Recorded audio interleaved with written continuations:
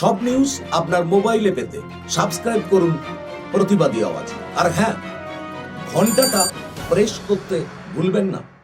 দেশ সহ রাজ্য জুড়ে করোনা ইতিমধ্যে এক ভয়াবহ রূপ নিয়েছে, যার কবল থেকে রক্ষা পেতে মানুষ প্রতিনিয়ত আরও সতর্ক হচ্ছেন।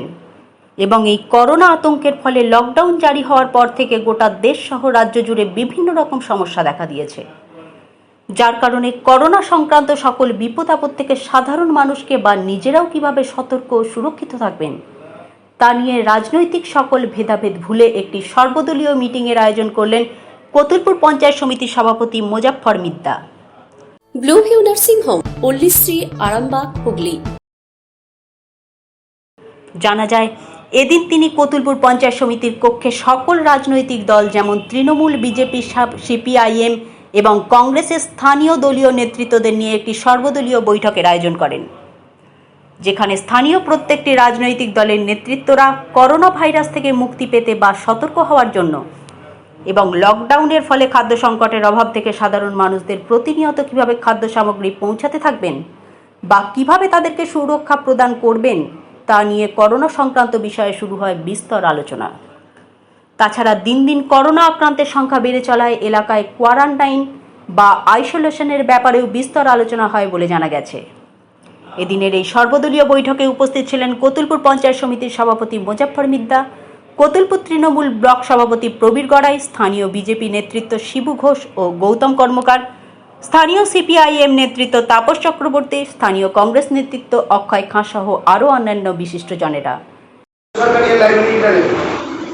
সেন্ট্রাল গভর্নমেন্টের একটা ভূমিকা আছে, তাদেরও এই লাইব্রেরি নিতে হবে। এটা আমরা দিল্লিতেও মেল করে প্রাইম মিনিস্টার লেভেলকে বলেছি যে এটা আমাদের নেওয়া উচিত। তাহলে এই যে লোকগুলোকে আপনি বলছেন পুলিশ দিয়ে ঠেঙিয়ে ঘটনা করুন, খাবে কি? অলরেডি 10 দিন হয়ে গেল, 23 তারিখ থেকে 10 দিন হয়ে গেল, যে এখন 10-12 দিন হয়ে গেল। এখন লোকগুলো যা ছিল মোটামুটি চ্যালেঞ্জ, এরপরই তো আসল ক্রাইসিসে পড়ে। এখন 5-7 দিন হয়তো চালিয়ে দেবে, হয়তো 14 তারিখ করে চালিয়ে দেবে, কিন্তু বাড়তেও পারে, তো গ্যাস শুনছি বাড়তে পারে। তাহলে তখন কী হবে, তার মোকাবেলা কী হবে? তাহলে সাফিসিয়েন্ট ফুড গ্রেন সাপ্লাই করা উচিত, যারা নাকি বাইরে কাজ করে খায়, যাতে কত বিক্রি করে খেতে হয়, এভরি পারপাস। এইটা আমাদের একটা ডিমান্ডের মধ্যে থাকা উচিত আমার মতে। প্রয়োজন মতো খাবার প্রয়োজনটা ঠিক করবে, 2 কিলোতে হবে না, 2 কিলোতে একটা মানুষের মাসে হবে না, বাড়াতেই হবে।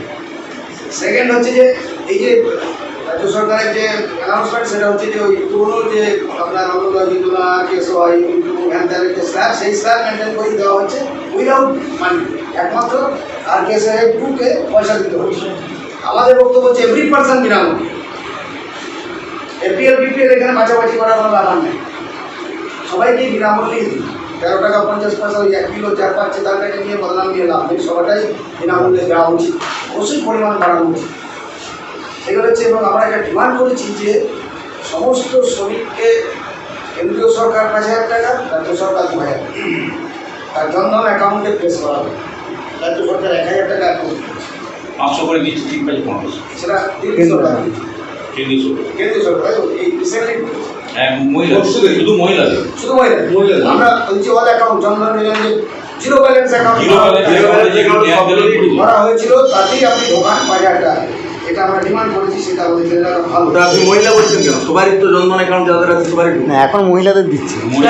এটা আমরা কতুলপুর পঞ্চায়েত সমিতির এন্ডে একটা সর্বদলীয় মিটিং ডাকা হয়েছিল। আমাদের পঞ্চায়েত সমিতির সভাপতি মোজাফফর বাবু উনি মিটিংটা কল করেছিলেন।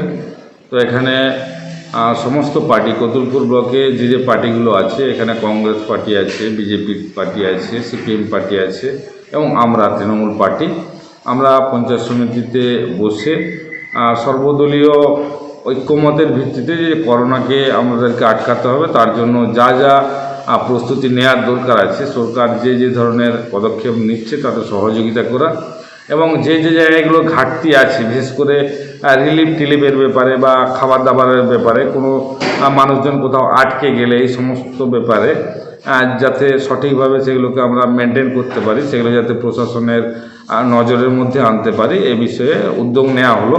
এবং এটা পঞ্চায়েত লেভেলেও এই ধরনের সর্বদলীয় বৈঠক করা হবে, তার একটা সিদ্ধান্ত নেওয়া হলো।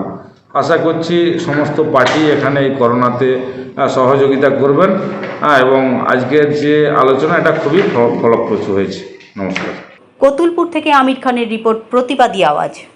সারা বিশ্ব এক গভীর সংকটে, সাথে সাথে আমাদের দেশও। গুজব ছড়াবেন না, গুজবে কান দেবেন না। করোনা ভাইরাস যাতে মহামারীর আকার না নিতে পারে, সমস্ত সরকারি নির্দেশিকা পদে পদে মেনে চলুন। লকডাউনের সঙ্গে থাকুন এবং গৃহবন্দী থাকুন।